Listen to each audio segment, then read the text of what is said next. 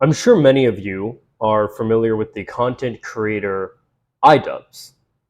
He was primarily known years ago for his series Content Cop, where he essentially took a look at really, well, I guess just cringe is probably the best word, channels, and would make fun of them, as well as sometimes offering some really good criticism from what I've seen. Things like um, those weird family channels that like exploit kids and stuff like that. Those kind of things. I'm talking about where the family exploits their own kids, um, that sort of stuff. But recently, he's decided to be very public about shifting his focus as a content creator, as a person, all these different things. And a lot of people have taken issue with that. A lot of his old fans. Now, I am not, nor have I ever been, a fan of Idubbbz, especially not the old Idubbbz. I understand when a entertainer of any kind, or just really anything that you like, changes. I understand how that is very difficult to deal with. But I also understand that change is inevitable. With all that said, hey everyone, my name's Christian Verstappen, and I have a lot to say about many things. I want to talk about the Idubbbz situation. So, Idubbbz had recently released this video. Whoops.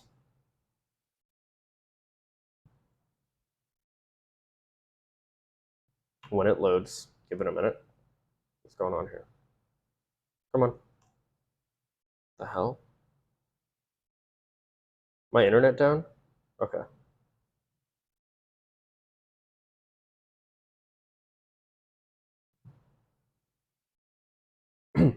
Idubbbz recently released this video. I miss the old Idubbbz. And while we have Idubbbz basically making a video saying, "Hey, I've changed, deal with it. I've grown as a person," he does kind of go about it in a very kind of overly apologetic manner, and it really and not only that, but kind of makes his audience feel like you are like if you enjoyed this old content, you're probably a bad person and you need to change as well. That's not really the way that you want to do any kind of change like that. I think somebody who did a really good change type of video like this was Hunter Avalon when he did, or is it Hunter Avalon? I always thought it was Avalon, but maybe it's Avalon. When he did his video, why I left, yeah, why I left the right. He didn't ever make any points to say to his audience and kind of make them feel like they were bad for enjoying his old content, just that he had changed. Now, people that did only enjoy his old content and didn't want to stick around for the new stuff, that's fine. They left. And the same thing can be said for Idubbbz. Content creators, entertainers, people in the public eye change themselves and reinvent themselves constantly, all the time. We are constantly changing. The person that you are today is very likely not going to be the same person that you are 5, 10 years from now, maybe even a year from now. It really depends on a multitude of different factors. But people change. And when people change, other people often have issue with it. So let's get into the people that have issue with it. The thing I've realized about Idubbbz, having been a fan of his back in 2016, he's not nearly as tough and bulletproof as he portrayed himself in the Content Cop series. I mean, when you look past the fact he's a public figure and that he brought everything on himself by trying to punk Sam Hyde with his documentary, his motivation for dropping Froggy Fresh is entirely justified. I mean, I respect that he cares about his wife and is looking out for her. Sam Hyde obviously said some very fucking mean shit about her. Fucking Anissa. What an ugly piece of shit. Wait, ugly? you're gonna say, why do people do this? This is like a side thing, but this is a very odd misogynistic thing that guys do, where they'll take a woman who's conventionally attractive and they'll be like, oh, she's ugly. You'll see guys do this when they get rejected by women all the time. They'll be like, well, you were ugly anyway, I didn't care. It's like, then why the fuck did you try to approach her and hit on her? Like, it's ridiculous when people do this shit. But yeah, no. If you want to say that she's like dumb or anything, I don't know. I don't know her as a person. I don't know her content. I believe she's an OnlyFans model, but that's really all I know. You know, if you want to like critique those kind of things, fine. But I'd have to think you're blind to say that she's ugly. Like, obviously said some very fucking mean shit about her. Fucking Anissa. What an ugly piece of shit.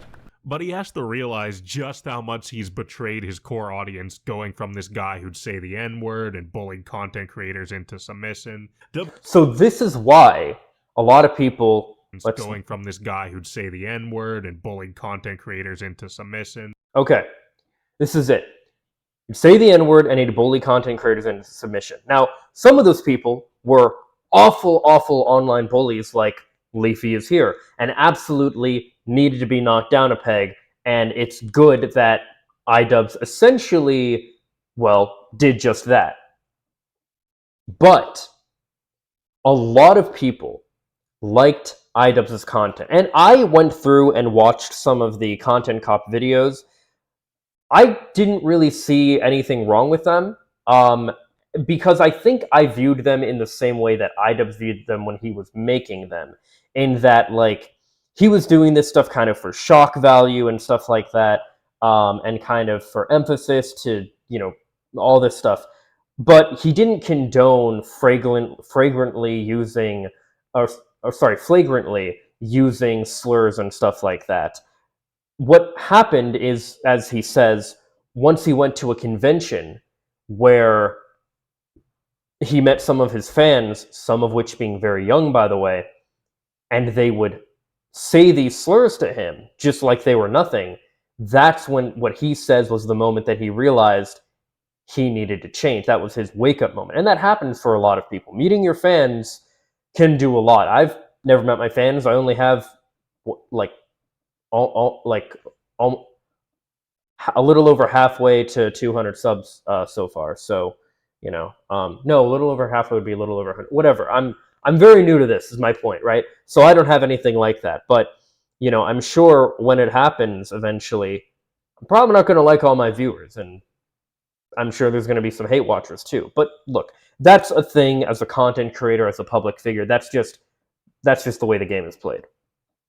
But you see that for a lot of these people, the point was the racism. That wasn't Idubbbz's point, but that was the point for a lot of these people and what they took away from his content. That's a problem, and that's why Idubbbz decided to change stuff. Being someone who fucking cries about people making jokes about jerking it to his girl's OnlyFans, I mean, you reap what you sow. I'm perfectly fine with bullying. Make fun of someone because they're fat, autistic, or riddled with acne. I don't care. Make fun of them. I think my only stipulation with the bullying is that you also have to not be a pussy. So for a lot of these people, the point was and is the racism and the misogyny. Let's get into the misogyny. Idubbbz's wife is cringe. Cut my life into pieces. This is my last resort. Okay, hold up. So this is Idubbbz's wife, Anissa, okay, which, again, apparently she's an OnlyFans model.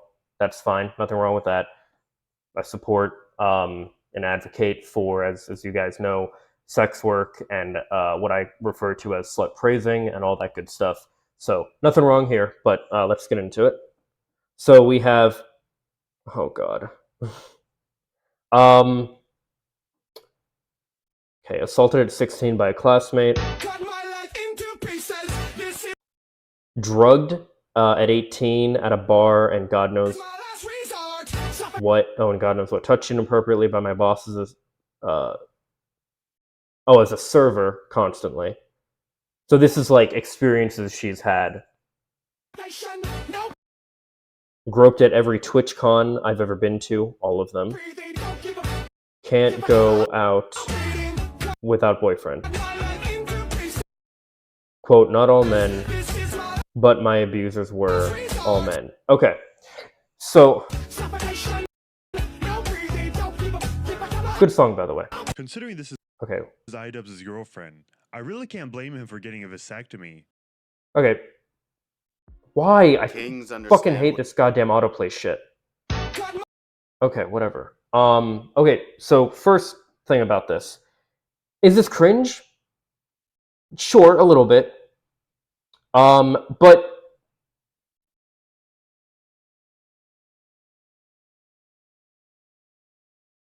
clearly she has a boyfriend. She has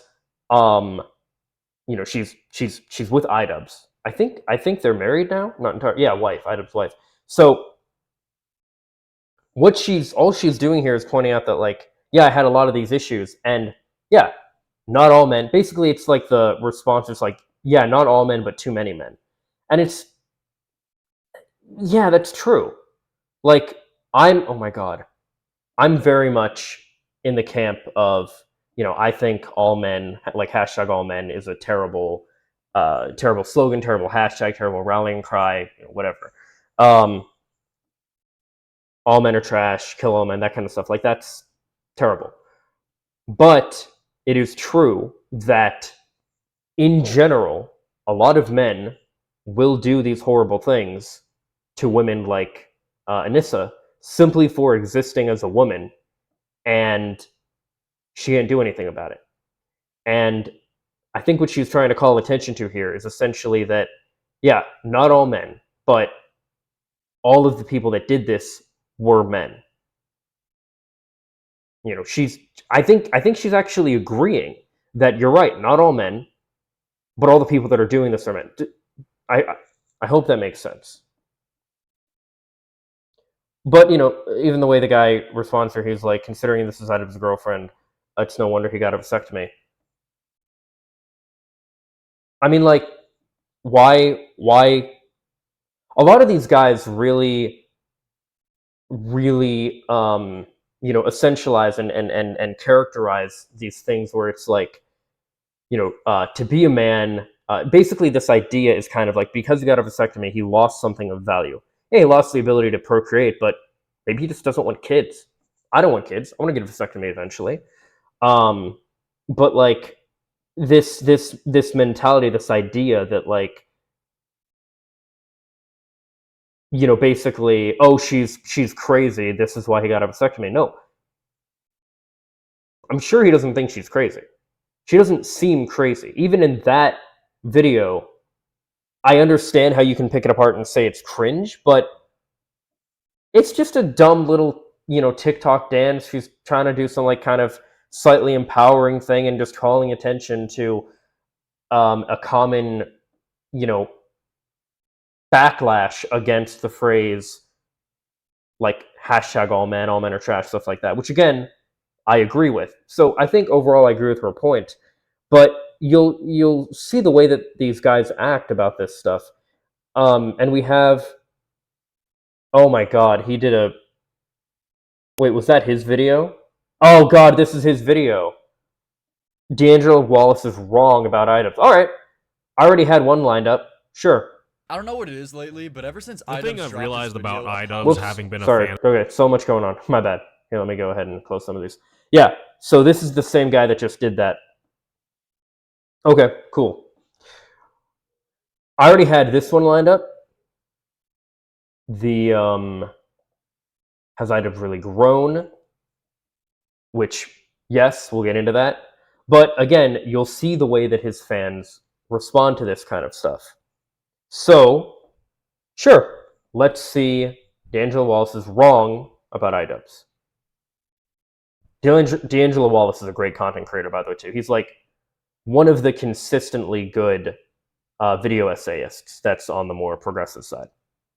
I don't know what it is lately, but ever since Idubbbz dropped his video apologizing for his old content cops, it's been so weird seeing all the people coming to the scene giving their takes as if they even watched Idubbbz. Okay, I have to point out real quick. We have Green Day, American Idiot. We have My Chemical Romance, Three Cheers for Revenge. Wait a minute. Yes, Three Cheers for Revenge. And we have, I don't know what this is, and I think this is Nirvana. Sorry, I had to point that out as a music fan and a lover of rock music especially. I had to. We got to find something positive from the video, right? Got to try. Idubbbz' old content in the past and can appropriately give their assessment on what it stood for. Because the amount of misrepresentation that I've seen about his content has been insane. And this is the most recent case with D'Angelo Wallace's recent analysis video, talking about the whole Idubbbz situation as well as Moist Critical's video. For a little bit of context on this real quick, essentially what happened here is, yeah, Moist Critical, Charlie Moist Critical, he did a video responding essentially to Idubbbz's whole situation, and his takes weren't great, but you know, they weren't entirely wrong either. It's a little complicated, but we'll see what this guy has to say. Critiquing Idubbbz's apology, and it's just so crazy to see people reduce Idubbbz's old videos to just spamming slurs and saying slurs non-stop, when 95% of his content didn't include that at all and was just there for shock value and shock humor at the time. And sure, I'm completely fine with you critiquing that aspect of Idubbbz's videos, but to try to paint his whole old content, his whole fucking discography, to just being an edgy guy spamming slurs, screaming the N-word from the rooftops is just crazy dishonest. And that's my main issue with this recent D'Angelo Wallace video, so let's go over it. I actually agree with him so far. Because again, like I said, I've only seen like 4 or 5 content cops. I was going to go through all of them, but then I was like, I don't really care. I just want to, you know, get a feel for his content. And yeah, so far, I like his content cops to an extent. They're not, you know, great. Well, I mean, they are really well made and everything, but yeah, I just never found myself watching that stuff. But this one starts off with Ian acting out some sort of slapstick sketch before I think this is the one where this is the Keemstar one, which I think is the last one I saw. switching to some good old-fashioned YouTube commentary, in which he unironically drops the N-word with a hard R less than 15 seconds after sitting down. We're going to check out a channel that's best known for the phrase. Oh, true, yeah. So, okay, to be fair, in this instance, I think Idubbbz was making fun of, what's the guy's name? What is that guy's name? The, Keemstar. I think he was making fun of that, in the first place. Now, there was a really good, I've brought up Jack Sims before, I'll bring him up again. He did a really good video, Jack Sims did a really good video on this, called Tube News, where he made fun of Keemstar for the bullshit that Keemstar does, which was kind of in the same vein to what Idubbbz did, except a lot edgier, you might say. He then quotes something else using the word once again, and that's not even bleeped, by the way, that's all me. So dropping racial slurs just to prove that the person you're talking about also drops racial slurs is definitely a shaky start, but Ian actually does have some real points in this video. And watch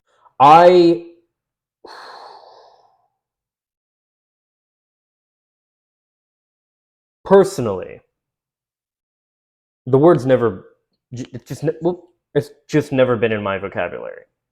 I never listened to songs that have it in it because I just never listened to that type of music growing up or otherwise. I never saw it in heard it in movies and stuff. It was just a word that didn't, I hardly ever heard get used. Racial slurs and stuff in general. I had a neighbor who would use it occasionally, but apart from that, he tried explaining to me the difference between black people and the N-word, which was a really weird conversation. But in any case, he was really the only person I knew who said that word. And I mean, I knew people in middle school and high school who said it to be edgy as well. But apart from that, it just wasn't something that I really thought about. So I would think that even in regards to like this whole thing, if you're doing it to make a point, now granted, could Idubbbz, like in that moment, could he have said, you know, Keemstar or Drama Alert is famous for shouting the N-word or something like that without actually doing it himself? Yes, he could, but would it really matter? I don't think so. And of course, are you a bad person for liking Idubbbz's content? No, I don't think so. And I think that's where Idubbbz kind of fumbled with his apologies. He kind of made people feel like they were bad for liking his content at all. And I don't think that's true. I just think there were people that got the wrong message from some of his content. And while he has the right to grow and change as he does, I would not recommend demonizing your audience along the way. Watching that first clip, you know, seeing his tone and seeing the way he talked, I thought this was going to be a very rational and understandable video where he was saying, you know what, that's a little bit questionable that he was doing that, but at the end of the day, he did make some good points, but he goes off the rails. And also, in that Keemstar content cop, Idubbbz was never making the point and critiquing Keemstar for saying the N-word or trying to paint him out to be a racist, which is why he literally said in the video that he's only going to be using those quotes of Keemstar saying those things as just comic relief. He wasn't trying to say Keemstar is a racist, so by him quoting Keemstar saying the N-word, that's not hypocrisy on Idubbbz at all. I'm perfectly fine with bullying. Make fun of someone. Man, this guy really likes this clip. It's like his favorite quote by Idubbbz. We saw it in the Idubbbz wife is cringe little video he did too. Because they're fat, autistic, or riddled with acne, I don't care. Make fun of them. I think my only Is this supposed to be Leafy? Okay, I like this. For context, by the way, Leafy was this absolute internet troll bully who would go after like just people who were, you know, they had mental health issues, they had, you know, different like terrible living situations or disabilities of some sort, and Leafy would just take it upon himself to completely bully them in his videos, as well as send his drones of fans to bully them as well. It got really bad. So the fact that Idubbbz did this and it kind of dethroned Leafy is a very good thing. And he did it in the way that spoke to the people that needed to hear the message. With the bullying is that you also have to not be a... Which is a very important thing. I talked about optics and you need to reach people where they're at and all that stuff. Yeah, that's the kind of thing. Once again, this video is rightfully criticizing Leafy for his actions, specifically the way he used his giant platform to bully random children on the internet. But once again, the way Ian went about it was just extremely counterproductive. This is a picture of Leafy at the little meetup, and there's no filter here. This is him in his natural environment. Unfortunately, a profile shot. Bullying someone over their physical appearance to prove that you should not bully people over their physical appearance is definitely not the 4D chess move that everyone seemed to think that it was at the time. Idubbbz. Okay, I understand where he's coming from with the whole two wrongs don't make a right, but the reality is he needed to reach Leafy's audience. And Leafy's audience was not going to listen to, oh, be kind, don't bully people. No, Leafy's audience needed to hear, your king is actually a fucking idiot and a dork, and you shouldn't care about anything that he says, because while he bullies people, he actually looks like this. It's the same reason why people that debate people like Vosh or Destiny, why it's important not what the conversation is, but the fact that these people that debated, debated someone like Destiny or Vosh were shown to the audience to really be just a quivering, sometimes a quivering pussy, but sometimes just an idiot, sometimes like, a bunch of different things. And you can think whatever you want about that or how I'm even phrasing that, but it's all about reaching the people you're trying to reach in a way that will resonate with them. And again, as nice as it would be, Leafy's audience, the people that needed to hear that message, were never going to listen to, listen guys, it's wrong to bully people, it's fucked up. Even if you did it in a more kind of edgy way, or you talked about this kind of thing the way that I would, you have to cater your message to your audience. And I think Idubbbz actually did a really good job at that. Idubbbz was never making the point that you shouldn't bully someone else for their physical appearance. Idubbbz literally said that in the clip that you played in your own video. I'm perfectly fine with bullying. Make fun of someone because they're fat, autistic, or riddled with acne. I don't care. Make fun of them. Your takeaway from the video is completely wrong and missed the point. He was trying to demonstrate to the audience that Leafy, even though he went out and bullied other people and made fun of them, he himself was also just as insecure as the people that he was making fun of. So Idubbbz spent the video bullying the bully, so to speak, to try to prove a point that he was a pussy. And given Leafy's response, it even more emboldened that Idubbbz was correct. This wasn't counterproductive and successfully did exactly what Idubbbz was aiming for. Where in response to this video, Leafy was nowhere near regarded on the same level as he previously was before this video. Nevertheless, Ian persisted, even Exactly. It reached the audience the way that it needed to. So I do agree with that. going so far as to involve random strangers. I thought one disappeared, huh? No, he's just his chin disappeared. Oh, Okay sign on the chin, just like that. Looking back, I would actually say the main point of this video gets kind of lost in the sauce, as Ian seems like he spends more time talking about Leafy's chin than he does talking about actual valid criticisms against him. This is what a Because it's about... God damn it.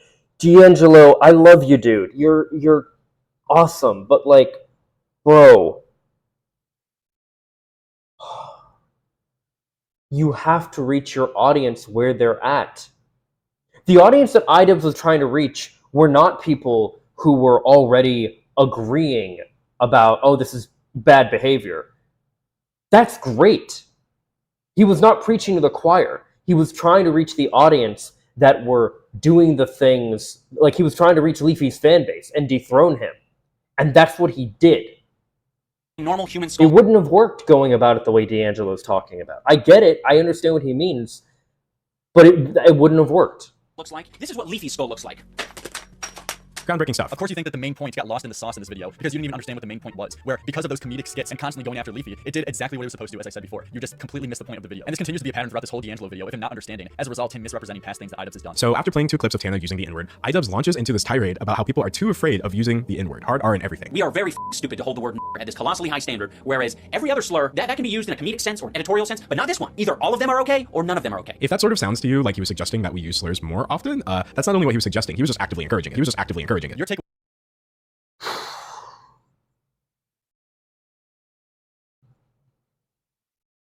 Man. The thing is, words are ultimately just words. They're sounds that we make with our mouth to communicate a message. However, the message that's being communicated with those sounds is important. The reason the N-word and other slurs, but especially the N-word, is so bad and so powerful, especially in America, is because of the history behind it and how steeped in racism and just all of these horrible issues that we have had as a country and are still dealing with to this day. That's why it's such an issue. Like, to quote John Mulaney,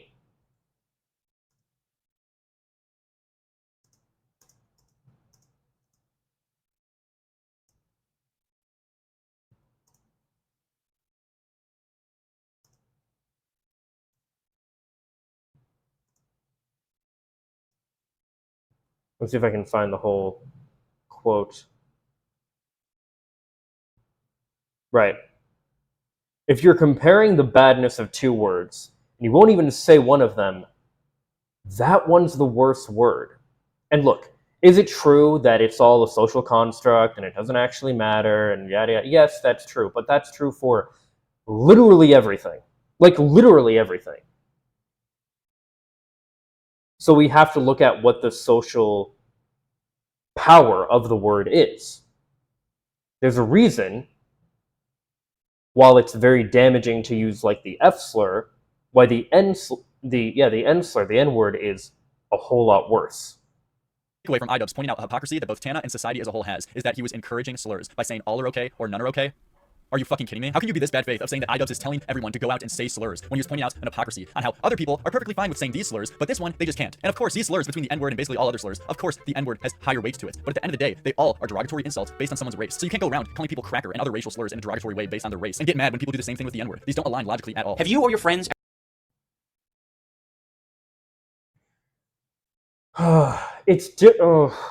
Look, I hate double standards. I really do. It is different when it comes to things like, I'm not sure if, well, yeah, fuck it, I'll say. Like, it is different when it comes to like the word cracker though. Because it just doesn't have the same impact. And you know that. But I do agree that it should be an all or nothing kind of thing, but it isn't. And this is one of those instances where we have to live in the world as it is, not as we would like it to be. We can do things and should do things to try and change it and make it more as we'd like it to be. But in the interim, we got to deal with it as it currently is. And Idubbbz's issue was not Idubbbz's issue. I think what he should have done when he initially did his whole, like, I realized content that I'm making is being taken the wrong way. I think he should have done something just kind of setting the record straight on what the point of his content was, and basically kind of calling people out like, hey, those of you that think this is the point of these videos, this is not the point. This is the point. Something like that. Rather than going on and being like, I'm not doing this again. I was a bad person and you're a bad person for liking it, like that kind of thing. I think that's where he messed up. Ever said a word so frequently that it's lost a lot of the initial punch that it had, and eventually it just lost all meaning entirely? A video in which someone with a large platform goes on a rant about how using slurs is good actually is just already such an L in and of itself. So D'Angelo completely clips Idubbbz out of context when he was making a point of how if you say a word a lot, it eventually loses its weight, where he brought up the example of the C word. But since D'Angelo was still on the topic of racial slurs, he was trying to paint him out to sound like he was talking about the N word there. And even if he was talking about the N word there, how is that a wrong thing to point out? That if you just logically, if you say a word a lot of times, it eventually loses its weight. That's just a true statement. A video in which someone with a large platform goes on a rant about how using slurs is good actually. How was your takeaway from that? That he was going on a rant saying that slurs are good? How the fuck can I take anything else you say seriously after misrepresenting someone this hard? I wouldn't deem her racist because I don't know what's in here or what's in here. But the fascinating part about all of this is that she won't I've talked about this before, but this is the problem with video essays and why I think that long form stream, like showing the whole video in its entirety and talking about it as it goes, the way that I do and the way that, a lot of like streamers and stuff do, I think that this is the better way to handle it, because I'm not taking anything out of context. No one is taking anything out of context. Like, you can't, I can't do that for the way that I make content. And I like that I don't have the ability to clip stuff out of context, but that I show everything in its entirety. I like that I do that. It holds me to a standard to say, you're going to see everything. I can't hide anything from you, kind of thing. Offer me or any of you guys the same level of respect. I don't need to know your innermost feelings to know that it's racist to use racial slurs all the time. I don't care what's in here, and there's obviously nothing up here if you think that's a valid defense. So context doesn't matter. Oh, man.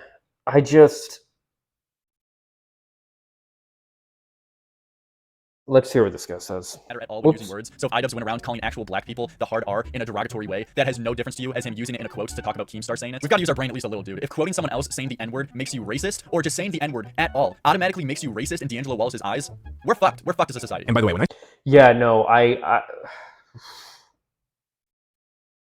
Man, I didn't think I was going to end up agreeing with those guys so much. I really like D'Angelo. Really, man? Like, I wonder if he's getting clipped out of context here. I don't think I watched D'Angelo's video on this yet.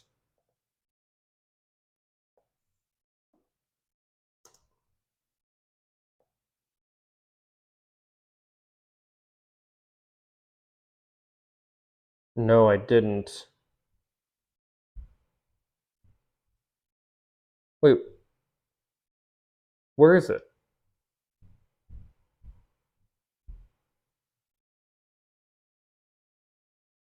Wait, where's the Did I spell it? Wait.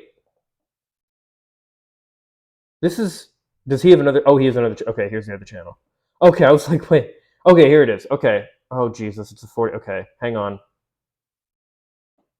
I want to make sure that believe it or not, there are some YouTubers that even I enjoy watching. But one of them just shared a hot take that is I just want to make sure that he's not getting clipped out of context here. So questionable, not even his own fans are buying it. Throw in the fact that he's responding to someone who's basically known for being questionable, and yeah, I have a few hot takes of my own. Right. And this literally just happened last week. What seems like a simple creator dispute on the surface actually belies in 2016. Go over random things I want to talk about, and if you wind up working on long, again, those are a much longer watch, but if you have some time to kill, then you're definitely going to enjoy them as well. Anyway, without further ado, let's get into the video. As you can see, there is a lot to talk about, so I say what we do here is go back. From 2015 to 2017, the YouTuber Idubbbz uploaded new episodes to his hugely successful commentary YouTube series called Content Cop. Idubbbz, real name Ian, had uploaded all kinds of I'm trying to get to the part that the guy was just talking about. Stuff, really, and YouTube treated it as such. Unhappy with my use of the N-word. I didn't respond to her tweet. Instead, I did a bit of research and I found out that she used the dreaded N-word in the past. So after playing 2 clips of Tana using the N-word, Idubbbz this colossally high standard where... That sort of sounds to you like he was suggesting that we use slurs more often. That's not only what he was suggesting, he was just actively encouraging it. Have you or your friends ever said a word so frequently that it's lost a lot of the initial punch that it had, and eventually just lost all meaning entirely? A video in which someone with a large platform goes on a rant about how using slurs is good actually is just already such an L in and of itself, and yet he just couldn't stop. All of you people out there who hold these words in such high esteem, you are giving it the power that you so desperately want it to not have. Blaming you people for slurs. Oh, man. It's not an individualistic thing. It's, oh man, this is like when I responded to Thief, where he was saying like we shouldn't give entertainment this kind of power, and for like race swapping and stuff to matter in media. Maybe we shouldn't, but we do. It's just the way it is, man.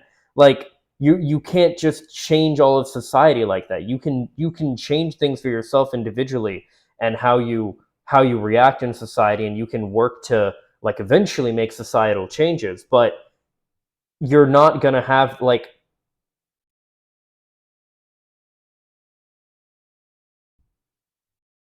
the right to say slurs just because is not the hill you want to die on. Like, do I agree that at the end of the day these are just words? Yeah, absolutely. But these are words that have meanings, and it's kind of like anything else, where it's like if you say something, okay, let's use this as an example. Say you have a friend who's very religious, and you are not, and you often might say things or think things that are, disrespectful of their religion. Well, if they tell you, hey, can you not make those kind of jokes? Can you not do that? Can you not, whatever? You should just not, because you're respecting people. And if people as a whole tell you, hey, don't use that, can you please not use that word? It's just one word out of the entire English lexicon. Just don't use the word. You know what I mean? Is not just stupid, it's pretty backwards as well, since the whole idea is that slurs have been historically used against people who wouldn't have had enough power to speak out about how wrong they were in the first place. Besides that, Ian gets mad that Tana called him racist for using the N-word all the time. Like, he seems legitimately offended. I wouldn't deem her racist because I don't know what's in here or what's in here. But the fascinating part about all of this is that she won't offer me or any of you guys the same level of respect. I don't need to know your innermost feelings to know that it's racist to use racial slurs all the time. I don't care what's in here, and there's obviously nothing up here if you think that's a valid defense. And by the way, when I say all the time, I do mean all the time. Like, here's a non-content cop video in which Ian is reacting to this guy who had launched a Kickstarter campaign. Hi, my name is Jake, and I'm a ginger Latino. Why is that his opening line? And then he goes on to compare this to not just the N-word, but the F slur as well. Hi, my name's Ian, and I'm a fat. I said it like I was autistic, like I had Tourette's. That is obviously racist, right? As well as homophobic. In fact, Ian strung those two words together that they pretty much just became his catchphrase that he would repeat in multiple videos over and over and over. Just get a look. I mean, the thing is, we don't really know what was going on in his mind or anything at the time. I think there's just an amount of it where he's just trying to be edgy and shocking. I think there are people who legitimately do that. I don't think that necessarily makes him a bad person, but again, when Ian saw the audience that he was cultivating because of this, he said, oh shit, I need to put the brakes on this and stop.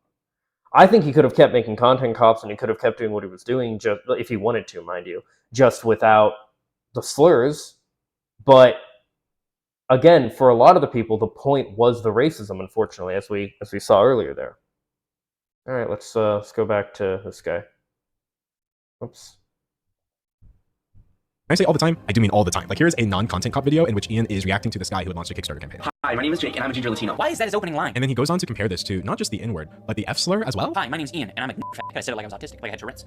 That is obviously racist, right? In fact, Ian strung. I think really it is just like emotional immaturity. It is just like baby learns first swear word. You know, like when a kid. Okay, you know, like when a little kid, I remember my siblings went through this phase. Most kids do, I feel like, where they learn about like butts and like poop and stuff, and they think it's just the funniest shit. You know what I mean? There was like they're like, hey, guess what? You're like, and you're like, what? And they're like, poopy head, and like shit like that, right? And like they find it hilarious, right? And and a lot of kids in middle school and even high school to an extent, they do the same thing with swear words, you know, because it's this taboo that has been, you know, placed on them, and they're like, "Ooh, I'm gonna say the bad thing. I'm gonna cause a stir. I'm gonna be a little shit stirrer." Yeah, I think in Idubbbz' case, and a lot of people's case, it really is just about being shocking. Is it good to do that? No, I don't think so. But does that make you a bad person because you had like some edgy phase or whatever because you did that? No, I don't think that either. But it is difficult for me to say because, again, I never did this. I never, yeah, I don't know. Those two words together that they pretty much just became his catchphrase that he would repeat in multiple videos over and over and over. And this is another blatant lie and misrepresentation. That's the biggest self-report that D'Angelo didn't do his research and wasn't a fan of Idubbbz back in the day. Idubbbz didn't just take the most two offensive words in the human language debatably and just combine those together to make his own personal catchphrase. No, he was called those words by someone else in one of his past videos. So, as a joke, he reclaimed those words, so to speak, and after being called an N-word F-slur after someone else, he just started to own it and say, fuck it, you know what? I am an N-word F-slur. And you all guys, my audience, you are all fellow N-word F-slurs. And that's what ended up making the meme of people sending in fan mail saying, dear N-word F-slur, and ended up being what people label his catchphrase. It's not every day that Idubbbz and his Kickstarter crap and then he go extra minutes is pushing it way too far for the moment, and it's pissing me off for the last draw. I'm sick and tired of that motherfucking Yeah, okay. I get that. Man, I really just think it's very unfortunate. I feel like what Idubbbz ultimately did here is, yeah, he kind of did just not have a spine. He just kind of caved to pressure and said, like, okay, you guys are right. I'm just not going to... He didn't try to, like, explain himself and try to say, like, listen, this was my intention. This is what happened. Moving forward, I'm going to do better at, you know, communicating my intentions more clearly. I did not, you know, intend for this kind of thing to happen, but yeah, I don't think that demonizing his audience and such as he has is the way to go about it either.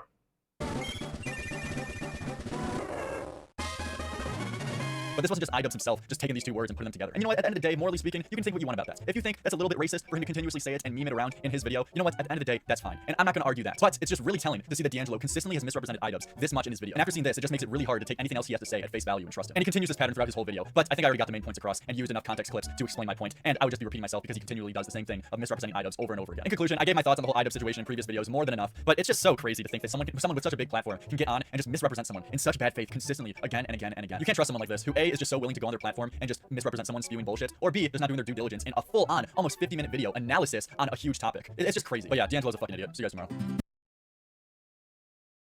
Yeah, man, I don't know about the rest of the situation.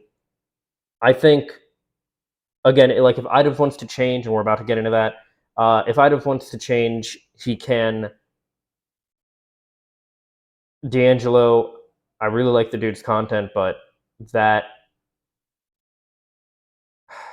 it just seems kind of tone deaf, I guess, how he... Seems like he just kind of missed the point. But, you know, I don't know. It is what it is.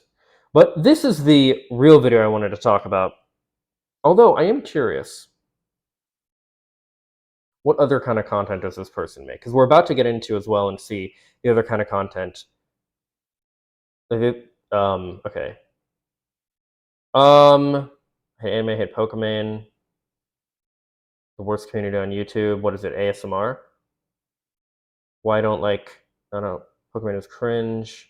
Samantha likes hypocrisy. Okay. Fresh and Fit are massive hypocrites. I mean, they are. I'm glad he calls out them as well. Someone calls out most critical over Idubbbz video, but is wrong. Okay. He doesn't seem... The controversy. What controversy? It doesn't matter. The death noodles. So, yeah, he doesn't seem like the worst. Just kind of, I don't know. I'm sure that I definitely knew people like this in high school and did not get along with them. I did not. Actually, I probably would have been, well, in middle school at least, I probably would have been jealous of their hair back then because, man, for the longest time, everyone was able to pull off the hairstyle, the emo bangs hairstyle that I wanted for the longest time, except me. It pissed me off so much. And then I discovered hairspray and was able to finally get my hair to stay in place and shit, and it was great. But anyway, then I've done a reinvention of myself because I've changed, just like Idubbbz has, although in a different way, but still. We'll get into that. Hello everybody, welcome back to my channel. I didn't expect to be back so soon. I normally take like a 5-month hiatus, but something really... You know what? Just real quick, we're going to go over Oliver King, see the kind of content he makes. He's only got 4 videos, but we have Generation America First, The Rise of Nick Fuentes, a critique, and a love letter. Is BYU a racist college? Exploring race internet. And we have Is Immigration Good for America? An honest look at immigration from a based foreigner. Yeah. So you get the vibe, the kind of, the kind of person that this is, the kind of content he makes. Yeah. Big and important has come to my attention. I want to chip in on the very oversaturated conversation surrounding Mr. Idubbbz, specifically his new video where he disavowed his old contents. I kind of just slapped this video together quite quickly, so forgive the bad editing, but I'm here because I've been really frustrated with both sides of the discourse. It's tweets like these that have like pissed me off and launched me into making... Sorry, I wish, out of all the shit that's automatic, I wish you could make captions automatic. We have playlists automatically play, but whatever, anyway. In this video, because there seems to be a lot of people who obviously didn't watch Idubbbz back in the day and actually have no idea who he was and what he stood for. This is going to sound long-winded, but the reality is, Idubbbz wasn't just racist to be racist. He didn't just say the N-word because racism equals funny. The N-word was really just a backdrop to his real message about the toxicity of political correctness, which I think still holds true today. Now, before we go any further, I have to disclose the truth to you. I was an Idubbbz fanboy back in the day. I was one of those freaks, and so that's influenced my opinion quite a lot. I'm going to be biased. My opinion is corrupted. I don't know if I'd say... whatever. Because to me, his analysis and editing and his style was head and shoulders above anyone else in the commentary community. He really was one of a kind. And not to be like gay, but to me, he made being smart and critical like a cool thing. He made being intelligent far more appealing. Right, not to be gay, because being gay, of course, is bad, and you can't possibly pay a man a compliment, especially about their possible attractiveness, without being perceived as gay. Than being some like Jake Paul rich chud. So I have a lot of fond nostalgia for Idubbbz. Now in his most recent video, Idubbbz has largely disavowed most of his old content, specifically his content cops, for facilitating a culture of bullying, insensitivity, and bigotry. For the most part, I don't think Idubbbz said anything particularly egregious in his video. I think it's quite reasonable to want to reform your language and style in order to not be purposeful. Wait a minute. So in the original video... and bigotry. So in the video Idubbbz made, he didn't censor the word. For the most part, this guy didn't censor the word, and yet in the video we just watched, the guy did censor the word. So he clearly knows it's a problem. He's actually being more spineless than Idubbbz in that regard. I don't think Idubbbz said anything particularly egregious in his video. I think it's quite reasonable to want to reform your language and style in order to not be purposefully inflammatory. As Idubbbz said, he still doesn't like most of the people he did content cops on, but the way in which he criticized them was in, more of a harassing nature. And I would agree, it probably wasn't very Christ-like. In his video, he also apologized for using slurs. And I think, that's fair enough, right? Many of you may glean that I am on the right, but my official position is, you probably shouldn't say the N-word. I mean, I can because I'm quarter black, but you, white boy, shouldn't say it because it is vulgar. Remember that though, because we're going to come back to that later. But all in all, Idubbbz wanting to shift his content, that's fine. But... yeah, you may have gotten his position that he's a little bit on the right. Just maybe. Just maybe. There's something still bothering me about the transition of 2016 edgy YouTubers into 2023 safe YouTubers. I keep hearing this word again and again. Do you hear it? Maturing. But it's true. It happens. I mean, like I said, I think it was mature.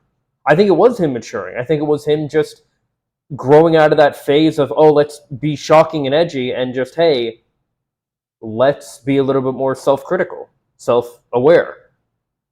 Now that word has got me bothered. I've seen about 1 million comments from Officer Hop's Art Commission saying that both they and Idubbbz have ascended the edgelord Gamergate troll mindset and become mature adults together. Many comments say that they were 16 at the time and enjoyed anti-SJW content, but now they've escaped the alt-right pipeline and they walk a civilized path and they consume mature content. And I'm like, well, damn, let's see what the next step of entertainment is. And I click on their channels and see that they're subscribed to Hassan Piker and Vorsh and hey, 2 of my favorites. H3. And I'm left wondering, well, what exactly is maturing to you? And then I realize, oh no, you still like being offensive, you still like being vitriolic, you like bullying, you've just politically realigned.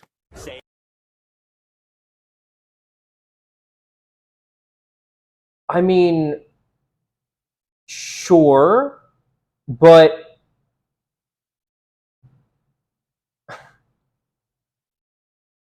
I mean, Vosh has used and has kind of defended use of the N-word as well.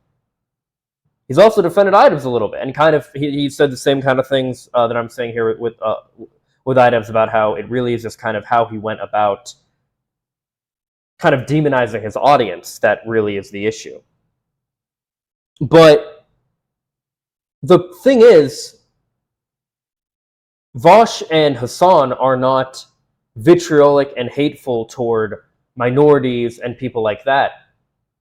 I guess you could say they're vitriolic toward what, people like Ben Shapiro? But like, people are vitriolic and hateful toward Vosh and Hassan. There's a difference between being vitriolic and hateful toward, other public figures versus being like Leafy is here, being vitriolic and hateful and bullying people who didn't even ask for any attention in the first place. Slap, slap, grab, choke, shut up, bitch, sex. What? I guess I'm a stupid boy. Niggers! The visceral laugh or shock that we get from someone being edgy comes from them pushing the boundaries of societal or cultural norms. The noble purpose of edginess is to break down a taboo or a dogma or a hypocrisy. In short, it's killing the sacred cow. So needless to say, being edgy exists in every group that you can think of. If you go to Saudi Arabia, saying the N-word is like down here, but insulting Muhammad, now that's edgy.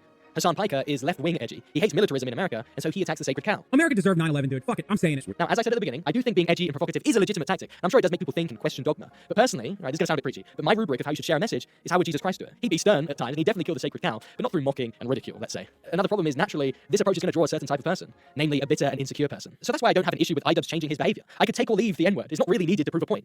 But there was a point Idubbbz was making back then. If we revisit the Tanamongu video, we see the sacred cow he was trying to kill. Because Idubbbz's original message was not that the N-word's fine and you can say it to black people. The message was about holding everyone to the same standard. For liberals like Tana, the N-word is an unparalleled force, this mythical word in the English language that is so offensive, both your legs should be broken for saying it. Broke both of his legs and lost all of his subscribers, I would be genuinely happy. Like, he's a terrible person. You can be fired for saying it. You will be publicly drugged through the street for saying it. You have to do a struggle session for saying it. Idubbbz's original point, which I assume he's walked back now, was this. Why do we have to treat black people like a protected, coddled class? And why do white liberals have to treat them literally like children? Like, sure, going up to black people and calling them the N-word, that is messed up. But jokingly saying it in conversation, like, so what? What, are black people gonna, like, shrivel up and die if they hear it? If we live in a culture of joking around, which we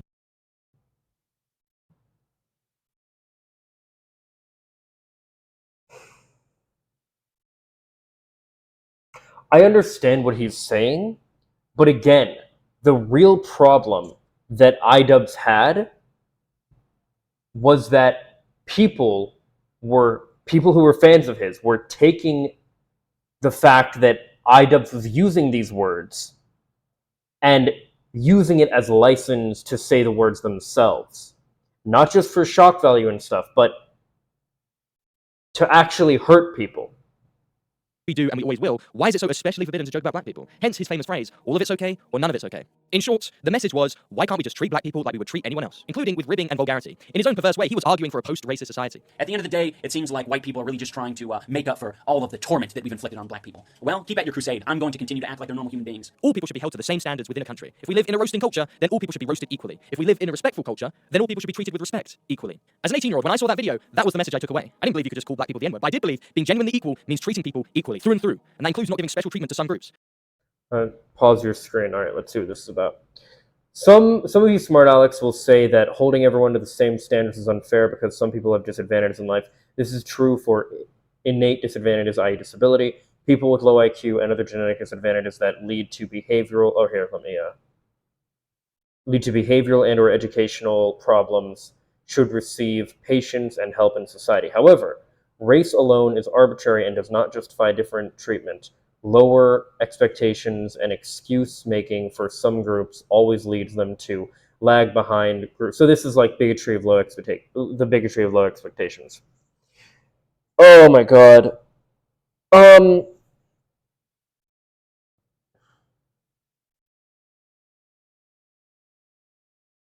It really is just about respect, man.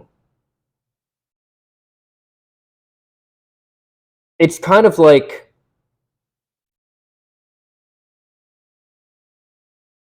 okay, I believe very much in separating the art from the artist. I still consume to an extent and have friends that consume and will consume with them Harry Potter content.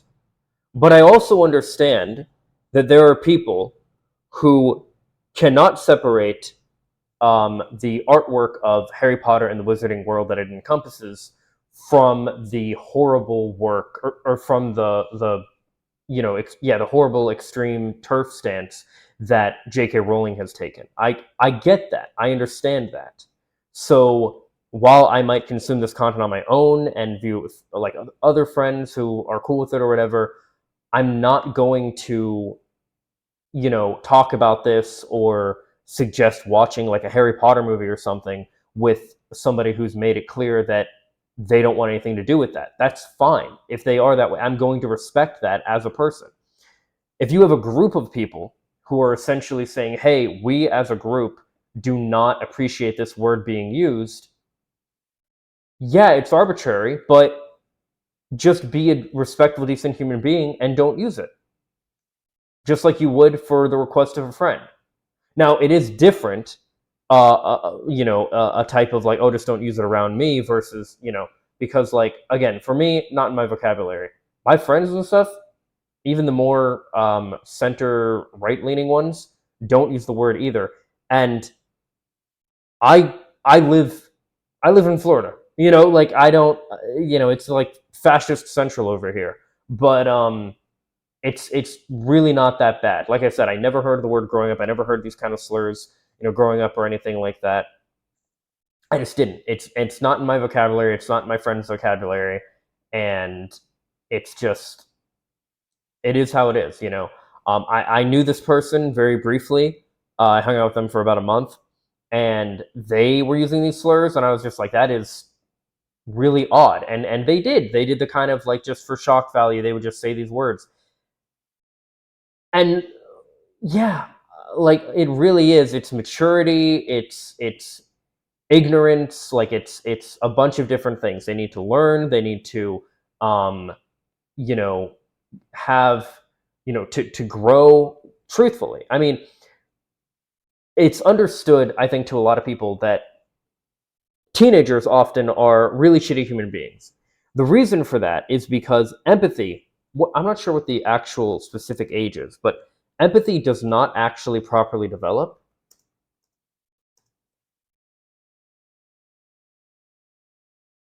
Okay, it begins rising from age 15, but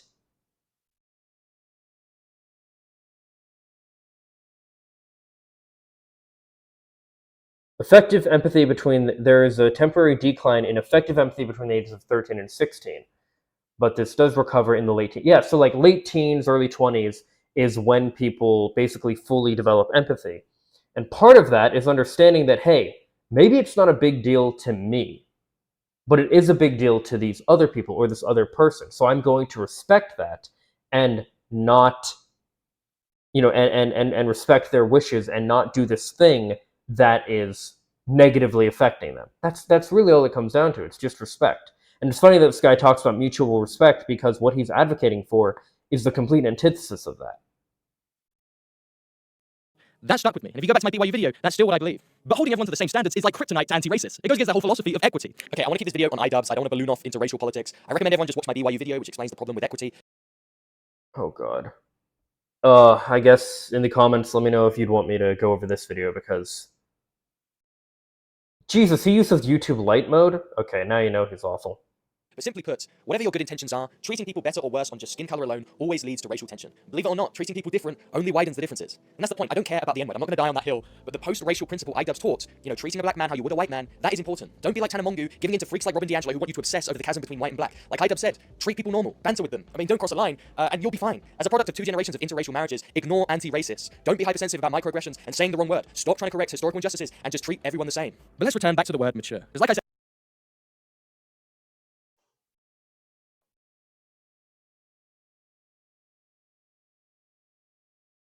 Okay, let's talk about disabilities, as he mentioned earlier. The thing is, what is difficult to understand, and okay, he's a product of interracial marriage. Great, good for him. He's still extremely white passing. The thing is, there are systems put in place to benefit white and white passing people and to demonize, vilify, and keep down people who are not white passing. What that means is that there are disabilities that people like myself and like that guy, this guy, what's his name? Oliver King, do not experience. And we cannot experience, we will not experience it, because the systems are not against us in the same way. They tend to have a disability, a political disability in this manner because of that. And as far as don't worry about correcting injustices of the past, no, absolutely you should. If we don't learn from history, we're doomed to repeat it.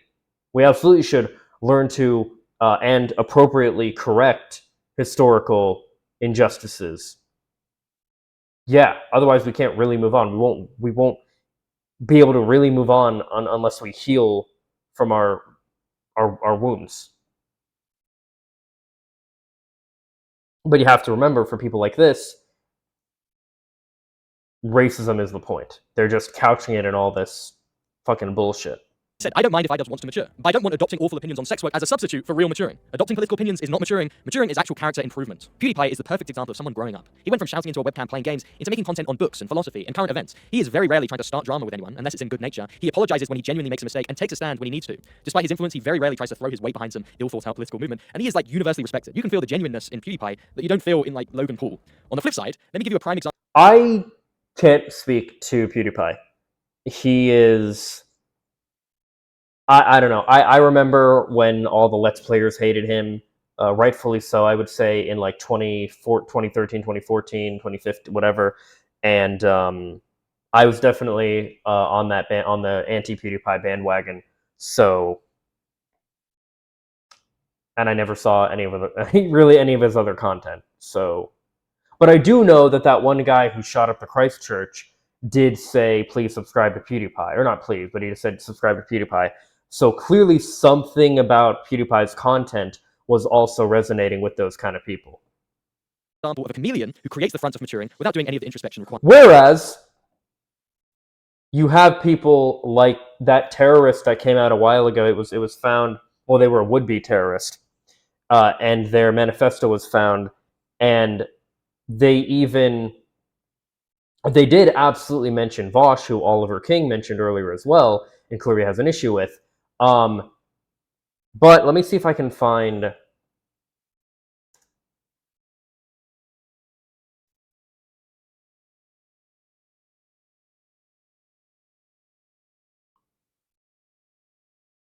Where was his...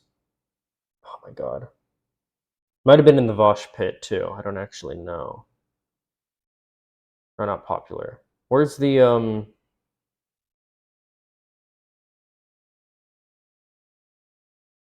Damn it.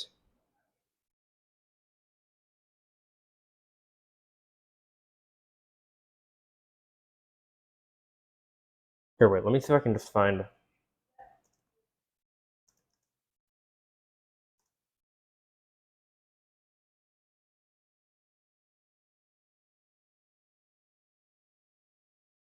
Ah, here it is.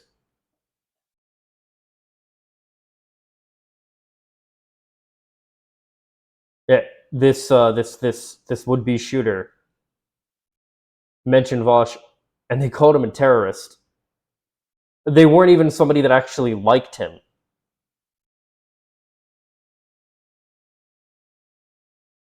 They called Israel Keys degenerate. Donald Trump a con man, which is true. You know, like, yeah, they didn't even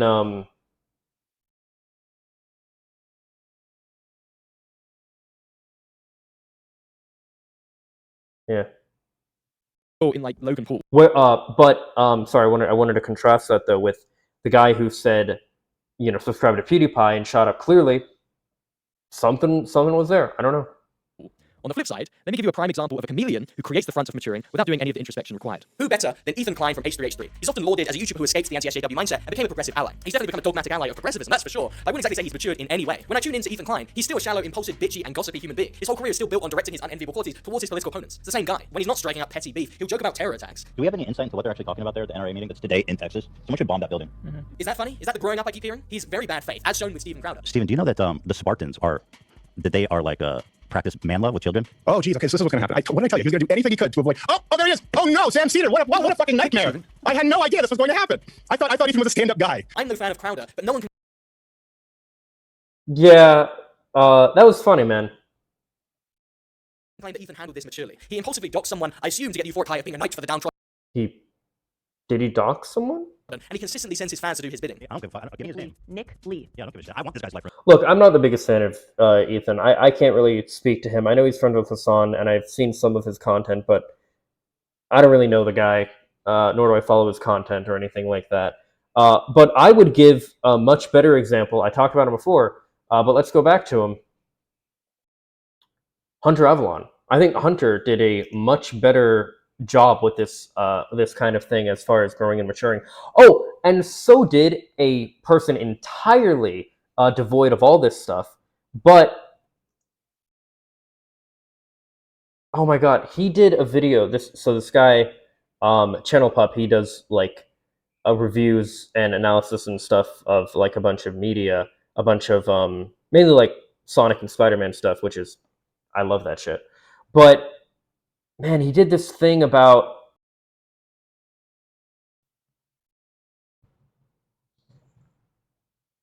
okay, this was it.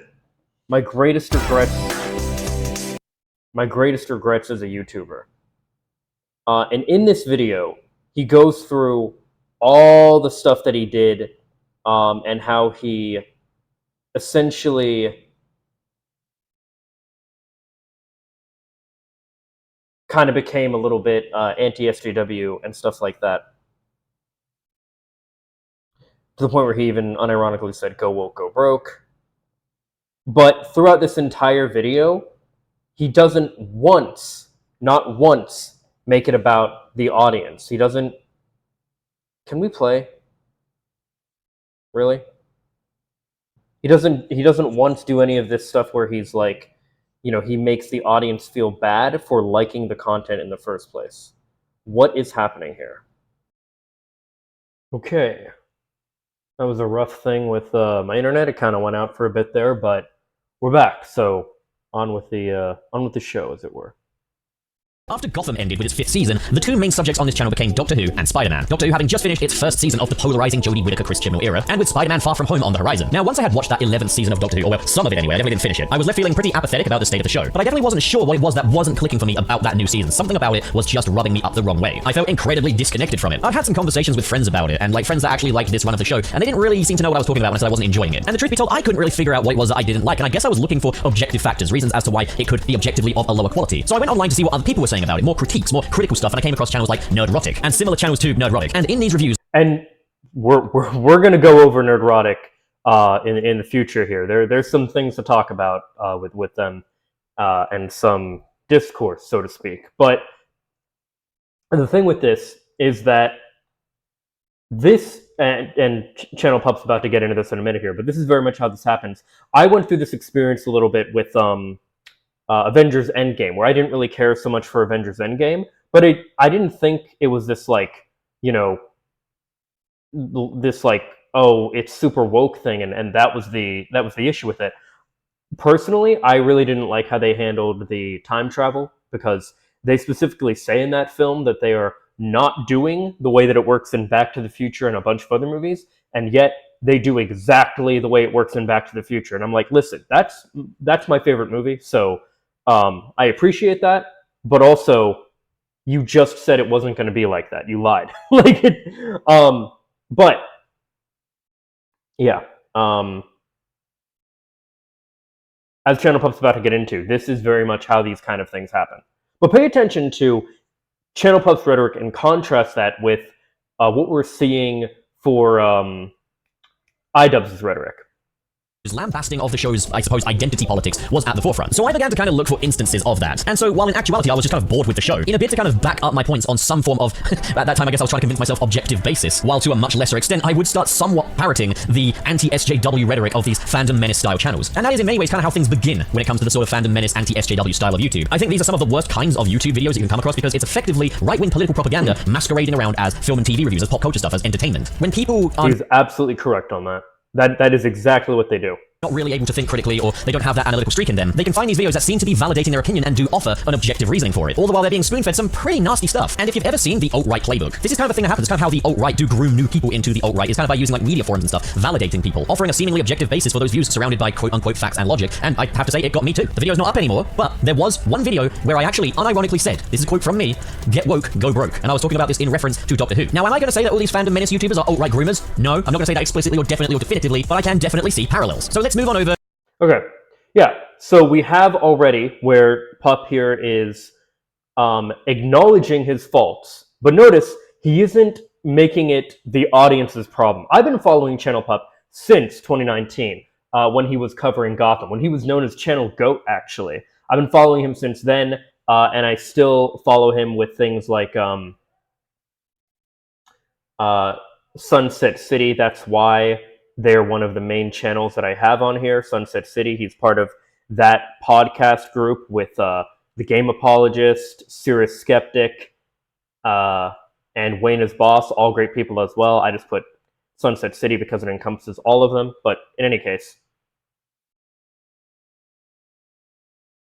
So yeah, notice though he's acknowledging, he's like, this was something I did, but he's not putting forth this narrative that like basically you're bad people for enjoying this content. You're bad people for liking the content that I made that way, even when it was a bit more misguided. And I completely understand where he's coming from, because so to get into the specifics about Nerdrotic a little bit here, and we will be discussing that more specifically in the near future, but Nerdrotic, one of the big things that he does right now, he's very much on the Miles Morales is not Spider-Man train, which, just to touch on that real quick, and again, I will go more in depth in it in the future here, but just to touch on that real quick, Miles Morales is a Spider-Man. He isn't the Spider-Man, right? Like, there's Peter Parker Spider-Man, there's Miles Morales Spider-Man, but there's so many other Spider-Men. To say that Miles Morales isn't Spider-Man, normally it's people that are doing it because they're racist and they don't want, like, a black Spider-Man.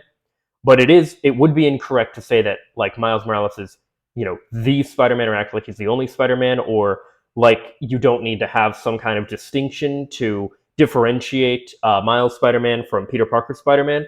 But if you just are refusing to call him Spider-Man at all because he's black, yeah, that's pretty fucked up. And that's what Nerdrotic does all the time. But continuing on with Pup here. Way. And then I had the audacity to call out YouTuber Carsten Runquist for his video Don't Watch the Lion King remake, saying, don't tell people what to and what not to watch, they should think for themselves. Me, who is parroting criticism out of context, is telling people to think for themselves. It is actually unreal. It is beyond the point of parody. So what changed? Well, for one, I kind of learned to listen a little more. Talk less, listen more. I stopped making daily uploads. I tried to start sort of nuancing my points a little better. I kind of realized that any idiot can tear a film apart just for things that look like little errors. I apologize for the quality, but this says it's an H. This is not HD. This says it's 1080p. This is so not 1080p. What if we, oh god, it's still gonna, hang on a minute. If I force it into 1080, there we go. Or things that don't look good on a surface level. But it's more important to receive a film on its own terms. Look at the kind of thematic cohesion. How does that come together? Because otherwise you're just CinemaSins but angry. This also coincides with my time when I started going to university, and I met all different people from all different walks of life, which kind of taught me that, there is a genuinely harmful rhetoric behind the whole get woke, go broke narrative. Okay, so notice some of the things that Pup is doing here. He acknowledged his past mistakes without making it the audience's fault, and he explained how he came to his decisions of like, listen, I got outside of my bubble. I started going to university. I started meeting people from different walks of life, and that led me to a point of more awareness of people. This is why we also have people who are very against things like secondary education. The right is very against things like that, and there are people that really want you to kind of stay within your bubble. I remember when I was growing up, I was told, as if it was a bad thing, this notion that like basically many people who are religious growing up, when they get to university, the odds aren't in your favor as far as staying religious. Now I realize a lot more why that actually is, because you learn to think more and to kind of question your own values, religiously and all that stuff. But for me, I didn't even go to college. It was through self-education that I kind of learned a lot of other stuff. But in any case, yeah, again, just the contrasting this with how Idubbbz, I keep forgetting the guy, how Idubbbz talked about this stuff. Notice again, Pup is not making this your problem. He's not making it the audience's problem. I in no way felt like, yeah, dude, I was a shitty person too for liking your friends. Like, no, I just wasn't, granted, I didn't follow his Doctor Who stuff, so I didn't know about his go woke, go broke thing, but I completely understand that concept. And he touched on it as well, like how the alt-right playbook guy got into. I think it's called Innuendo Studios, but great video, by the way, if you ever want to check it out. taught me the importance of representation in media. Not only that though, but as I started studying film and making more films of my own, such as The Marvelous Tales of Spider-Man, a film that really leaves a lot to be desired, I realized that making films is really, really difficult, and that perspective completely changed the way I approach film criticism. There were also fans of the Amazing Spider-Man films that reached out to me and talked to me about that review in a really nice, kind manner. One of which being my friend JP Money 1999, who absolutely loved The Amazing Spider-Man 1 and wanted me to, he didn't necessarily need me to like it, but wanted me to at least understand why he liked it as much as he did. Also, I'm just gonna say this, I think the Spider-Man fan base for the most part is pure trash, but as a subsection, Amazing Spider-Man fans are some of the nicest people in the world. Also, these fans... Pretty nice. Well, the Menace channels, I get the sense you're not supposed to watch more than just a handful of videos because, yeah, they really start to become incredibly mask off the more you watch them. One video in and you're like, oh yeah, that's just a cold hard reality, life isn't fair. But several videos later and you got all the pieces of the great replacement theory puzzle. Now, there were definitely some overcorrections. A point where I really... Yeah, okay. So we get the point. Well, actually, here, let's hear about his overcorrections. Wanted to renounce the whole anti-woke narrative. So I decided to make a video on the YouTuber Bolstrek. And while there were some examples given of how his sort of rhetoric can be harmful, I didn't really analyze it in the bigger picture, and it ultimately just kind of divulged into schoolyard-style insults, before becoming a flaming row on Twitter, etc., etc. Now, did Bolstrek's content deserve the ridicule? I still stand by absolutely it deserved ridicule. Did I approach that matter correctly? I'm not familiar with Bolstrek. Absolutely not. And then as the year started to draw to a close, don't get me started on the whole freaking Joker fiasco, where I aired my disappointment of the film, got some backlash, and then just went into complete panic mode, uploading different videos, kind of walking it back, saying that review almost destroyed the channel. I rewatched the film like a couple of weeks ago, and I actually really liked it. I think I just had my expectations perhaps just a bit too high. But even then, going into panic mode over that, come on. I'm not going to beat myself up. At the end of the day, I was a very inexperienced YouTuber. And there's probably going to be a time in the next 5 years or so when I look back on the me of today and say, God, that guy sucked. I have made more mistakes since, such as, for example, that time when like the views were getting low and I decided I would attempt to turn this into a fully devoted gaming channel. And there will be times when I miss the mark. There are just some cases where you don't know you've made a mistake until you've already made it. But I guess I just wanted to take this chance to kind of reflect on myself a little bit. I have also since privated those videos. I know that there's going to be some of you that say, but this could be a chance for us to kind of look back on those and see, you know, where you're at today. It's like a reference point. Or maybe you just enjoyed them on an entertainment basis, but I'm kind of putting my foot down here. And it's for more reasons than one. I don't want people looking at those videos and using them to validate their own thoughts. I do not want to become a part of that sort of right-wing propaganda end of YouTube that just validates people's opinions for all the wrong reasons, no matter how much lighter my versions were than some of the versions I've talked about. Also, YouTube's algorithm works in mysterious ways. It could be that one day, one of those really old, terrible videos gets picked up in the algorithm again, and it attracts all these new people to my channel and think that's what my content is like, and that's who I am. It's not. Also, I'm just embarrassed about it, you know? That's just the bottom line. My Amazing Spider-Man retrospect... Yeah, okay. So there you go. Those are perfectly fine reasons for Pup to have, you know, gone through what he has. And again, he didn't make it the audience's problem. He made it his problem because it was his problem. You know, he took accountability for what he did. He explained how he came to the positions that he had, and how he has shifted those positions and has learned from them and things of that nature. But he in no way at any point made myself as an audience member of his before, or anybody else, I would say, feel bad or like he was demonizing them for liking his old content. And I think that is a huge difference between him and Idubbbz. Idubbbz also privated the videos. You can still find them because people have re-uploaded them. People have, no, I'm sorry, he didn't private them. He unlisted them. You can still find the old content cop. That's how I was able to watch some of them before making this video. I wanted to get a feel for what content cop was first. And yeah, so you can do this. You can do this where you explain. Again, I talked about Hunter Avalon before, but also I really think the Channel Pup is a really good example of that because he did this same kind of thing in just a very good way. One of the best ways I've ever seen done. He will give horrible life advice. Life's too short to exercise. I'm just gonna be honest. There's so many better things to do than exercise. We have finite time. And then as far as Ethan Klein goes, I like I said, I'm not familiar with this content. Pornography does not have your best interest in mind. Be a strong and disciplined human being. Do not be a slave following your desires. Channel like energy and lifting weights or reading a book. Strengthen your body and mind. Reading a book, fucking nerd. Yeah, loser. Idiot. Dude, what's up? Like, he's got the American flag back there. Like, what are you overcompensating for, dude? Like, what's going on? I feel like there's nothing more American than beating off. And generally speaking... Wait, what did he say? Mocking guy for telling young men... Dude, what's up? Like, he's got the American... Desires. Channel like energy and lifting weights or reading a book. Strengthen your body and mind. Reading a book, fucking nerd. I mean... Yeah, mocking a guy for telling young men to not watch adult films. I mean, I've talked about this before, and of course I'll talk about it, you know, more in the future, but the way I view it, it's really like anything else. It's a tool. It's like anything that, yes, you can become addicted to it psychologically, like you can literally anything else. You can be addicted to food, you can be addicted to video games, you can be addicted to YouTube videos, you can be addicted to anything. But I mean, like, it is true that the anti-fat movement has become very... very weird, very right-wing as well, but I don't know. I'm not familiar with the full context. It's the issue I have with these like clip things. You're not getting the full context, you know. Whereas like when I watch through an entire video and you know provide commentary over it for you guys, like I don't know. I think that's a better format because at least you're getting the full picture. But in any case, Yeah, loser. Idiot. Dude, what's up? Like, he's got the American flag back there. Like, what are you overcompensating for, dude? Like, what's going on? I feel like there's nothing more American than beating off. And generally speaking, he approaches political issues with the insights of a 5-year-old, of a gnat. Ethan's journey of maturing is really just him shifting the aim of his bad behavior. He gets to continue acting like an edgelord, unmolested by YouTube, because he's now justified under his new ideology. That those with power are deserving of his harassment and underhanded tactics. And humbly coming from someone who is a little bit like Ethan, this is largely the problem with shock tactics. It's normally used by a douchebag who's found the perfect avenue to vent their douchebaggery. Also, let me just quickly say, I'm not a snowflake. I'm not actually offended by anything Ethan said. All I'm trying to do is wait. push back Oh on the God, I'm sorry. I forgot closed captions. To get you caught up in case you didn't, keep up with what he was saying. Basically, he's just saying that Ethan, the whole concept with this part, right, is that Ethan didn't actually become better. He just shifted his political views. I kind of agree. From what I've seen of Ethan Klein, I don't really think he's that great of a person, but I don't know. I've only really seen the clips that people have put out online and stuff, so I really don't know. I'm not going to judge his whole character or anything based on some clips I've seen off Twitter or anything. As you guys know, I'm a huge fan of Vosh and Hassan and Hunter and all these guys, and I know the horrible things people say about them, including on the left, and I know how incorrect a lot of that stuff is, being somebody that's actually following them, as it were, So I wouldn't be surprised if a similar thing would happen with Ethan, but I don't know. I don't really care for the guy one way or the other.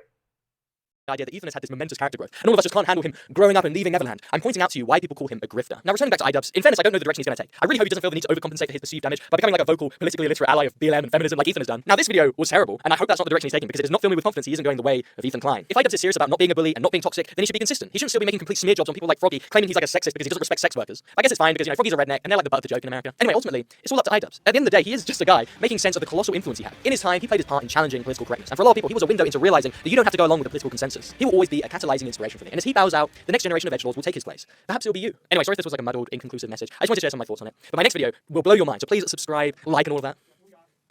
Yeah, so I have a hot take with this stuff. I wanted to talk about this. I've been thinking about this lately anyway.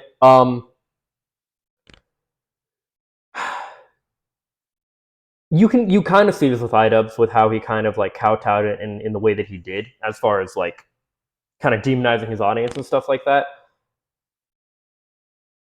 The rise of anti-SJW YouTube and anti-SJWs in general are the fault of SJWs, because through terrible optics and really doing more whining and complaining without actually offering solutions a lot of the times, and doing a lot of generalization and essentialization with people, it became pretty bad. I think that's something I'm going to touch on more in the future, but in any case, I really wanted to especially get into that part with Channel Pup and just highlight the difference between the reason people have an issue with Idubbbz's change is not that he changed. I mean, some people do have an issue because they just don't like change in general. That makes sense. It's like a human thing. Anyway, it's like a natural human thing, but we have to be able to move past it. But the real problem, I think, is that optically it was terrible, because he demonized his audience in certain ways, and it just wasn't good. It was not good how he handled the situation. It wasn't productive. It wasn't it wasn't good. But I think if you are going to handle it that way, if you are going to basically say, hey, I was this way, now I'm this way, 100% recommend the way that somebody like Hunter Avalon or Channel Pup, how they did it, because it's just the best way to handle that kind of situation, I think. Anything else is just not, as a content creator, even if you do change up what you do or anything like that, that's fine. If you've had a change of heart on something or whatever, you can do that. You own it, be honest about it. But yeah, don't demonize your audience, don't throw them under the bus. I would say that is a good thing to do. Now, if that is what, I think his name's Ian, Idubbbz, if that is what he wanted to do, if he wanted to throw people under the bus, he wanted to, basically, I'm not sure what the right word here is, but prune the vine, is it? However that goes, whatever. He wanted to put something there to make the people that were there for the overly edgy anti-SJW kind of content, which Idubbbz does not strike me as an SJW person from the content that I've seen, including Content Cop. I think that people just really latched on to the wrong parts of what he talks about and had an issue with that. And I'm aware that there can be people that'll latch on to some of the things I talk about as well. But like when I do things like criticize the left and optics, or how I just said, the reason anti-SJW rose so much was because of SJWs. It was their own fault. I will stand by that. I do believe that. And I also think that there will be people that will hear that, possibly take that out of the context, and just say, like, I don't know, they'll like run with that idea, but they won't care about the rest of the message that I have to say. But people will do that with anything that you do. So, you can always put out content. You have control over how you present yourself and how you present content, especially as an entertainer of any sort, as a content creator. You do not have any control over how people respond to it, which is unfortunate, but it is the reality of really just life in general. But if you're going to shift your views, your beliefs, and you're making a public statement about that, that's fine. Just don't demonize your audience unless you want to get rid of them. If that's what you want to do, fine. But it is what it is, right? In any case, these are just my thoughts. Let me know what yours are in the comments down below. Follow me on social media for more. Leave a like if you like. And if not, I hope you found something you do like. Later, guys. Peace and love.